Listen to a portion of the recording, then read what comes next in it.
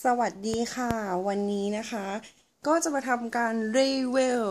Car Camcorder นะคะก็คือกล้องบันทึกเอาไว้ติดในรถยนต์นะคะด้านหน้านะคะอันนี้นะคะยี่ห้อที่ซื้อมานะคะนี่ก็เป็นกล้อง 800W นะคะ plus Full HD ค่ะเราก็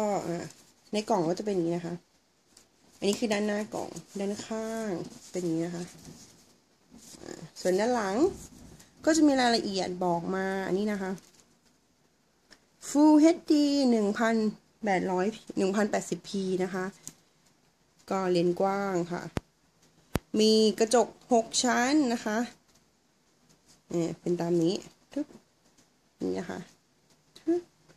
ทริปส่วนนี้ข้างนึงทีนี้เรามาดูข้างในกันเลยค่ะว่าข้างในของกล่องของเจ้ากล้องนี้เขาแถมอะไรมาบ้างนะคะนี่เป็นการแกะครั้งแรกค่ะแกะยังไงใส่กระแป๊กแกะยังไงคะอ๋ออย่างนี้ค่ะนี่นะคะข้างในก็จะมีแบบนี้ค่ะก็จะเป็นตัวกล้องนะคะ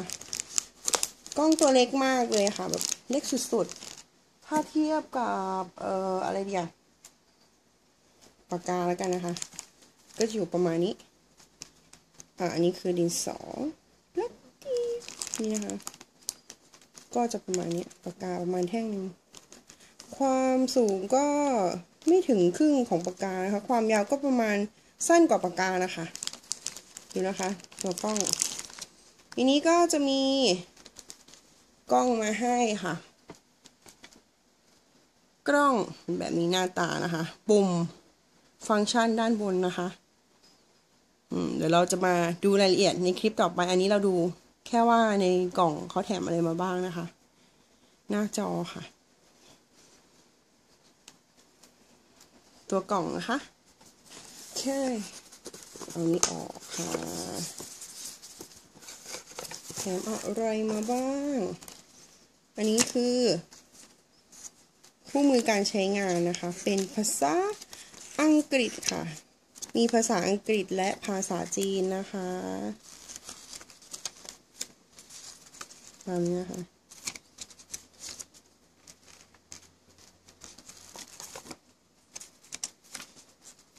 ภาษาจีนค่ะแล้วก็จะมีตัวแบบแท่นเอาไว้ติดในรถยนต์นะคะแกะดูเลยนะคะนี่ค่ะเราปรับสูงปรับต่ำนะคะเอาวางต่อไปก็จะเป็นสายที่เราเอาไว้แบบเอาข้อมูลออกมานะคะสาย Data Link นะคะ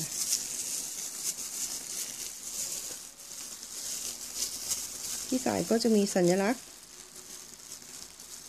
แบบนี้นะคะคล้ายๆสายแบบเห็นไหมเนาะสัญลักษณ์แบบ Data Link นะคะเดี๋ยวแกะให้ดู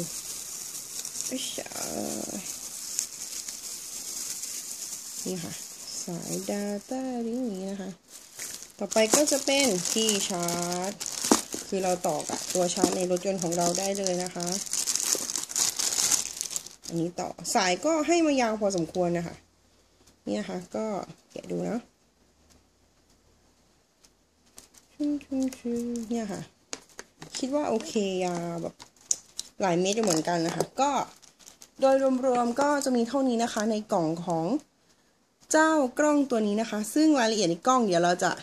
อธิบายในคลิปต่อไปค่ะคลิปนี้เท่านี้นะคะ